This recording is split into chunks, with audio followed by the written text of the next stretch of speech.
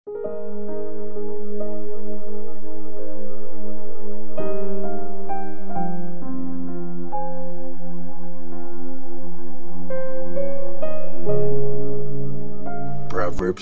chapter 14. May pakinabang sa karunungan. Naitatayo ang tahanan dahil sa marunong na babae.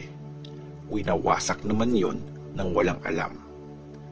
May takot kay Lord ang nabubuhay ng matuwid, pero yung namumuhay sa panluloko, galit sa kanya. Paparusahan ang bobo dahil sa mga kayabangan niya, pero sariling salita ang nagliligtas sa marurunong. Kung walang mga bakang nag-aararo, wala ding pagkain. Pero kung may malakas na baka, maraming makakain. Hindi nagsisinungaling ang tapat na witness, pero ang nagkukunwari, puro di totoo ang sinasabi. Hindi magiging marunong ang mayabang, pero ang matalino, madaling matuto. Lumayo ka sa mga bobo. Wala kang matututunan sa mga yon. Ang taong marunong ay matalino, kasi alam niya kung anong gagawin niya. Pero ang bobo, naluloko, kasi wala siyang alam. Walang pakialam ang mga bobo, kahit magkasala sila. Pero na-e-enjoy ng mga matuwid ang kabaitan ng Diyos. Ikaw lang ang nakakaalam kung gaano ka kalungkot. Wala rin nakakaalam kung gaano ka kasaya. Mawawasak ang bahay ng masama, pero ang bahay ng matuwid mas magiging matatag. May mga daan na akala mo tama, pero ang dulo pala nun ay kamatayan. Kahit tumatawa, may lungkot pa rin. After ng saya, mabigat pa rin ang damdamin. Pagbabayaran ng masama ang ginagawa niya. Yung gumagawa ng mabuti, tatanggap ng reward sa huli.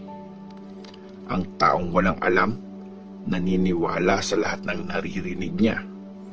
Pero ang matalino, nakatingin sa nilalakaran niya. Maingat at umiiwas sa gulo ang matalino. Pero padalos-dalos at walang pagpipigil ang mahina ang ulo. Ang mainitin ang ulo, kumikilos ng di nag-iisip. Galit ang mga tao sa nagpaplano ng masama. Kabubuhan ang makukuha ng taong walang alam. Karunungan naman ang reward sa taong matalino. Luluhod ang masasama sa harap ng mga mabuti.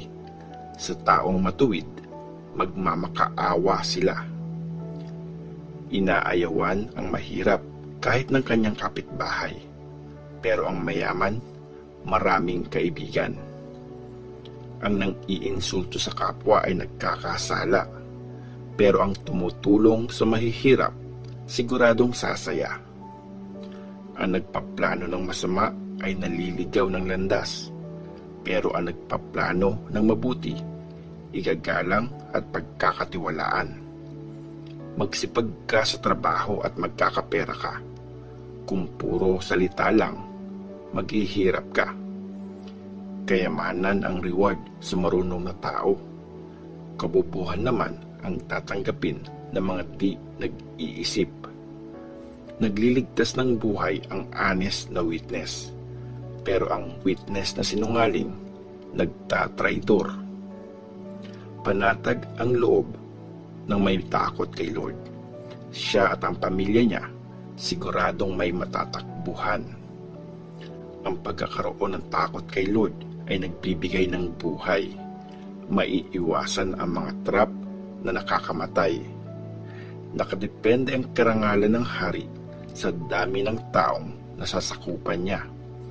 Kung wala sila, walang kwenta ang paghahari niya. Ang taong hindi madaling magalit, malawak ang pangunawa. Pero ang mainitin ang ulo, pinapakita ang kabobohan niya. Pagpayapa ang isip, healthy ang buong katawan. Pero ang matinding selos, parang sakit na malala. Pag inaapi mo ang mahihirap, iniinsulto mo ang nag-create sa kanila. Pero ino-honor mo ang Diyos pag mabait ka sa dukha.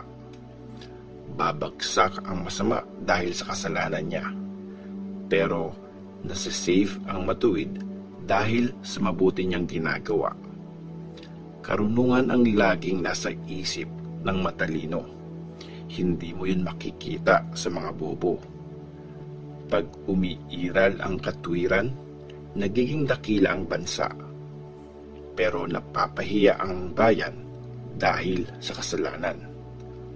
Masaya ang hari sa mahusay niyang opisyal, pero sa opisyal na kahiya-hiya, sobra ang galit niya. Proverbs chapter 15. Maganda ang maging matalino. Nawawala ang galit pag mahinahon ang sagot, pero ang salitang masakit nagpapalala ng galit. Nakaka-attract ang karunungan pag nagsalita ang matalino. Puro kalokohan naman ang sinasabi ng bobo. Nakikita ni Lord ang lahat. Binabantayan niya ang mabuti at masama. Nagbibigay ng buhay ang gentle na pagsasalita, pero nakakadurog ng puso ang panluloko. Nire-reject ng bobo ang turo ng magulang, pero ang nakikinig pag kinokorek ay matalino. Sa bahay ng matuwid, maraming kayamanan, pero nagkakaproblema ang masama sa perang kinita niya. Pag nagsalita ang marunong, maraming tumatalino, pero hindi yun nagagawa ng mga bobo. Natutuwa si Lord sa prayer ng matuwid, pero ayaw niya ang sacrifice ng masama. Galit na galit si Lord sa mga ginagawa ng masama, pero minamahal niya ang mga gumagawa ng tama. Paparusahan ng matindi ang lumilihis sa daan. Mamamatay ang taong ayaw magpa-correct. Kung nakikita ni Lord yung nasa mundo ng mga patay, mas lalong nakikita niya yung nasa puso ng tao. Ayaw ng mayabang na kinokorek siya. Di siya hihingi ng advice sa mga taong marunong. May ngiti sa mukha ang taong masaya, pero ang taong malungkot, durog ang puso. Ang matalino, gusto pang matuto, pero yung walang alam, kontento na sa pagiging bobo. Puro hirap ang buhay ng tukha, pero ang taong masaya, laging nag-e-enjoy sa buhay. Mas okay pang maging mahirap na may takot kay Lord, kesa sobrang yaman, puro problema naman. Mas okay pang kumain ng gulay kasama ang mahal sa buhay, kesa masarap na karne, galit naman sa katabi. Nagsisimula ng away ang mainitin ang ulo, pero ang di magaling magalit, nagpapakalma ng gulo. Maraming paghihirap sa daanan ng taong tamad, pero ang taong tapat, laging panatag ang lakad. Pag matalino ang anak, masaya ang tatay, pero ang bobo, binabaliwala ang nanay niya. Ang taong walang alam, nag-e-enjoy sa kabobohan, pero ang matalino, tama ang ginagawa. Pag walang nag-a-advise, sumasablay ang plano, pero nagiging successful pag maraming nagpapayo. Masaya ang tao pag tama ang sagot niya. Pag sakto sa timing, ayos talaga. Lumalakad ang matalino papunta sa buhay, palayo sa daan na diretso sa kamatayan. Gigibain ni Lord ang bahay ng mayabang, pero ipoprotect niya ang property ng byuda. Nagagalit si Lord sa mga iniisip ng masama, pero sa mga salitang malinis, dun siya natutuwa. Ang sakim na nandadaya para lang magkapera, nagiging problema sa pamilya. Pero yung hindi tumatanggap ng lagay, hahaba ang buhay. Nag-iisip ang matalino bago magsalita. Pero yung masama, basta na lang nagsasabi ng masama. Nakikinig si Lord sa prayer ng mabuting tao. Pero sa masama, siya ay malayo. Magandang smile ang nagpapasaya sa puso. Pag may magandang balita, sumisigla ang tao. Ang nakikinig sa mabuting payo, isasama sa mga taong matalino. Ang di nakikinig sa pangaral, sarili ang pinatahamak. Ang nakikinig pag kinokorek, mas lalong tumatalino. Natututo ka ng karunungan pag may takot ka kay Lord. Maging humble ka at tatanggap ka ng honor.